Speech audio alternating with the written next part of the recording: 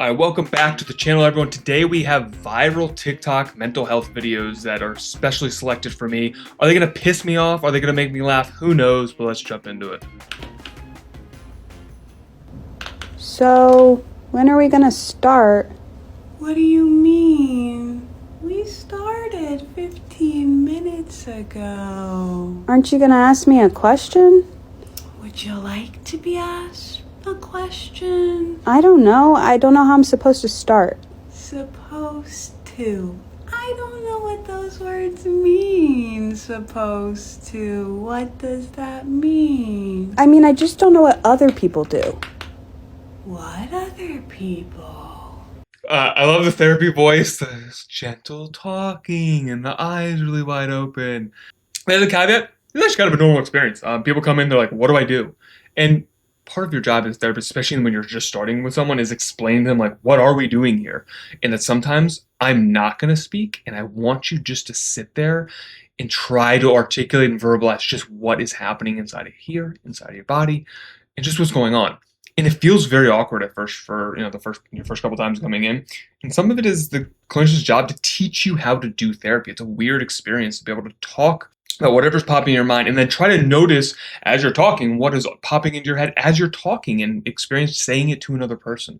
It's a very strange experience. Therapists, I mean, it's a joke obviously, but doing a terrible job of just staring at someone. She's doing the classic thing of like repeating the last like 4 words. Carl Rogers is going to get a lot of like flack for this, that you kind of summarizing what someone said, reflecting it back to them. It's a tool. It shouldn't be your only tool. And it's really awkward if that's like all you're doing. Other people that are in therapy? And are those people in the room with us right now? No? What? That's good. Can you just ask me a question? Okay. Your question is, why do you need a question? So 2 more things I want to comment on. If a therapist ever has like a laptop or computer and they're typing, just stop what you're doing. That just shouldn't happen in a session. Like you can't pay attention and type at the same time. I have like a little notepad on my lap sometimes. I don't write in a session even. That's for me kind of afterwards. Every once in a while I'll write a word, but it's distracting. It takes away the clients watching you click clack away over here, especially if you're virtual, like they notice everything you're doing. Absolutely do not do that. The other little classic thing that I kind of love and appreciate is the therapist cliche of asking or responding to a question with another question. I know it's cliche. It's a good reason for it though. Like when think about it for a second, like when you ask someone a question, you want something out of this. You're looking for a certain response. Maybe you're looking for some level of reassurance. You're looking for something. It's the reason you ask a question. You're expecting a response from someone. So oftentimes this question of like, hey, you're asking me a question, it feels pointed. It feels like there's a reason for this. And what again, my job here is to draw the things that you're not aware of to your awareness. So I'm saying, hey, I noticed this question maybe has like a little bit of reason. What do you think's going on? What made you ask me this question? To get people to cue into, maybe they needed me to give them encouragement. And that's what they were looking for in this question of me. Often you'll like get the question of like, is this normal? They want to make sure that they're not broken. They're looking for reassurance. I want to draw their attention that that's what they're needing right now. And that's okay. It's not that there's something wrong with, asking for these things. My job is to draw their attention that they are asking for something that's not necessarily baked into the question, but it's kind of like underneath that question there. Man, she's screaming at me. She like, I hate you. I'm like, cool. I hate me too. You know what I'm saying? Well, hold on. Don't write. That's a joke. Don't write that down. As I said before, that's why I don't write shit down. Because people rightfully want to know what the hell you're writing down. And if I do write stuff down and people ask me, I absolutely tell them. There's usually just a key phrase or a word that I want to remember exactly, but I don't want to interrupt their flow of thought. A lot of my job is telling myself to shut the hell up and let someone finish their thought and not jump in, because what I say is probably not very important. So sometimes I'll have this little, I want to remember exact phrasing or word because to me it'll seem important. But this is the risk, is like, as soon as you start writing, the person sees that one, you've identified this is an important thing and they're not exactly sure what this is. Cause some anxiety, just like cause somewhat of an issue, and it causes a disconnect. But that person again is now taken out of that moment or whatever they were talking about, and they're paying attention to that. They're now attending to this. Could that be useful, and could you use that in the therapy? Sure. But it's just one of these little things that I try not to write to do anything to distract that person from kind of that moment that they're in. I don't want to have to tell somebody how I like things. That is stupid. Because how else will she know? This is my favorite one. That's actually so good. Sometimes you gotta say some stuff like this. I don't think you call your clients stupid, but I often will say provocative things like this. You've heard of this idea of rapport building. The whole point of that is that I am establishing a relationship with you as my client for my client. And part of that, so I can say some stuff like this, is that I have built up enough trust with you that, like, I am on your side. We are trying to help you with a very specific problem, and we've identified some issues with this, and some of that I have to confront you with. And that rapport building is so that I can confront you with something that might be uncomfortable. Like, hey, you're having a totally irrational thought that you want people just to, like, mind read you. Super common thing. People desire this. I have this feeling. I think everyone kind of has this feeling. That you just wish the person you cared about knew exactly what you wanted and would just do it for you. Inside of us, it's a bad idea as far as relationships are concerned. If you're expecting someone, then you often get resentful when they don't live up to the expectation you never told them about. So I love this one. And you can say stuff like this in therapy. One of my favorite things that happened to me in my own therapy with my own therapist was I said something, and as soon as I finished, she just goes, "Bullshit." See, now that's some bullshit. And he was right. What I was saying was full of shit, and we had established a relationship long enough that, like, wasn't insulted. I was just like, fuck, he's right.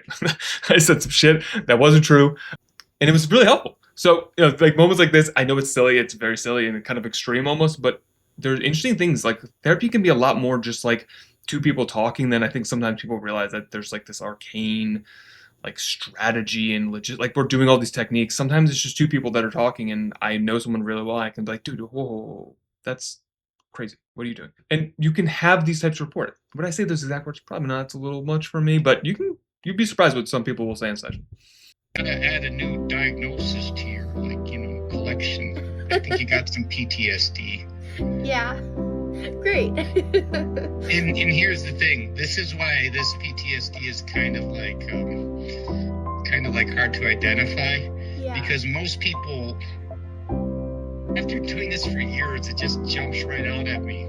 Yeah. You know the worst kind of PTSD? The kind of PTSD that you tell yourself you shouldn't have because it's not important enough. Yeah. So what I'm seeing is, I don't know if this is someone's like real session, which makes me like deeply uncomfortable even like commenting on it.